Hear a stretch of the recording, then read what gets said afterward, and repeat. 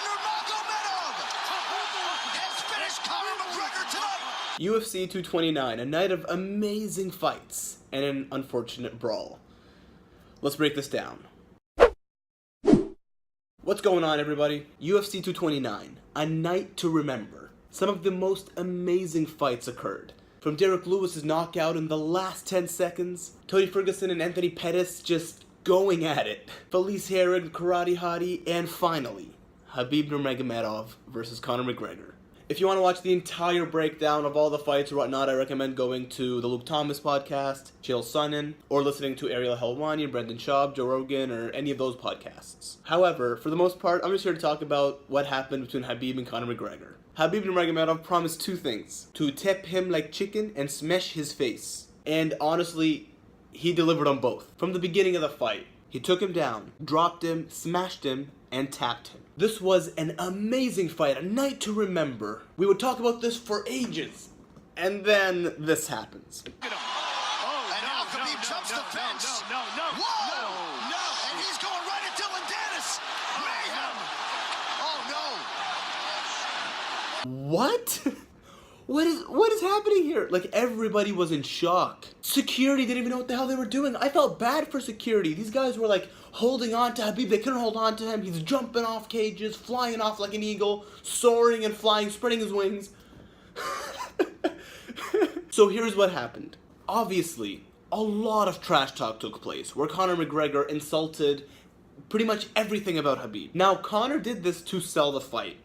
I don't think Conor hates Russians. I don't think he's an Islamophobe. I don't think he's any of that. Conor is simply one of the best trash talkers in the business, period. He does what he has to do to not only get into his opponent's head, but also to sell a fight. In this case, he bit off way more than he could chew. Khabib comes from a part of the world where there are a few things off limits, and those are religion, politics, and family. Conor decided to attack all of those. Conor called Khabib's dad a traitor, he called his manager a terrorist, he talked about religion, politics, I mean, he went all out. Unfortunately, he didn't get into Khabib's head. He just made him angrier. And right after Khabib tapped out Conor McGregor, we were all expecting Khabib to just run out, yell, scream, maybe yell some words, get held back by the referee, and then go and raise his hand. But he decides to jump over the cage. Here's what happened. Dylan Dennis, of course, the fight's over, he's still talking trash to Khabib. Khabib's already angry, even though he already won. He's still angry, he's still holding on to all this rage from this entire built-up, rage from this press conference. And then you could see him take his mouthpiece out and throw it in the direction of Dylan Dennis. And then he stops for a bit, and then he jumps over the cage and flies, like his nickname, the Eagle, right on top of Dylan Dennis. Just keep this in mind. Conor McGregor's entire team attacked Khabib on the bus. Khabib jumped over a cage solo and frickin' somersaulted, WWE style, as if he was going into a pool or something. A pool of humans, apparently, onto Conor's entire team. Now, I do not approve anything that happened in the post-fight brawl. At all. I understand where Khabib's coming from. I understand why he did it. But I do not approve of it. But that's not the end of it. Then some of Khabib's teammates attacked Conor in the octagon. Now, initially, I looked at that and I was like, okay, look, that's a low blow. That is actually cowardly. Someone was just in a fight and you go and attack him. I don't like that at all. Then this video surfaces where Conor, after the fight, when the brawl is happening outside, punches one of Khabib's teammates. Conor climbs the cage and hits one of Khabib's teammates in the face. And that's when they attack Conor in the octagon. At the end of the day, both sides are at fault, but two wrongs don't make a right. Conor got his money, Khabib's money was still withheld, I don't know what's happening with that. Some of his teammates were taken into custody, put in jail. However, Conor decided not to press any charges, and now there's talk of a rematch. Here is what I wish would have happened. Khabib tapped Conor McGregor. That by itself, tapping the man, not only knocking down, taking down, smashing, and then tapping, then standing in the middle of the octagon with your hand raised as they put the belt around your waist. That by itself would have been the biggest FU to Conor McGregor and his entire team.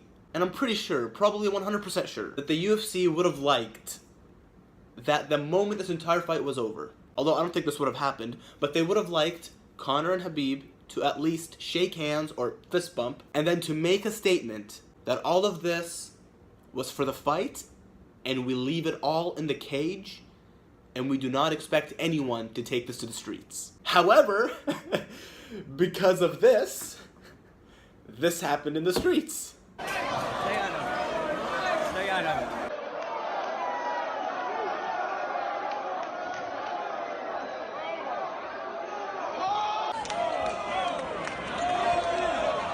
So unfortunately, this amazing night is tainted by this unfortunate brawl. And unfortunately, this is what happens when people don't get punished. This is what happens when people walk away with a slap on the wrist. Just remember, although Khabib just did this not too long ago, Conor McGregor did the same thing in Bellator where he jumped into a cage and caused a bunch of chaos. And then he attacked a bus filled with innocent people. And then they used that to promote a fight. And he got a title shot again, even though he was already the champion, then he was stripped. And now they're probably going to use this entire chaotic event to promote a rematch.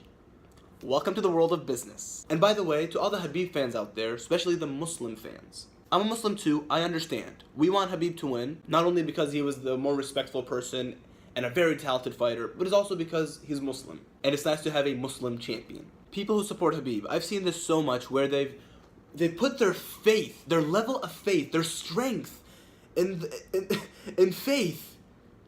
It's all tied to whether Khabib wins or loses. People, if Khabib wins, your faith grows stronger. If he loses, your faith diminishes and weakens. This is a sporting event. Both fighters made millions of dollars. Let's put it this way. Yes, Khabib Nurmagomedov is Muslim.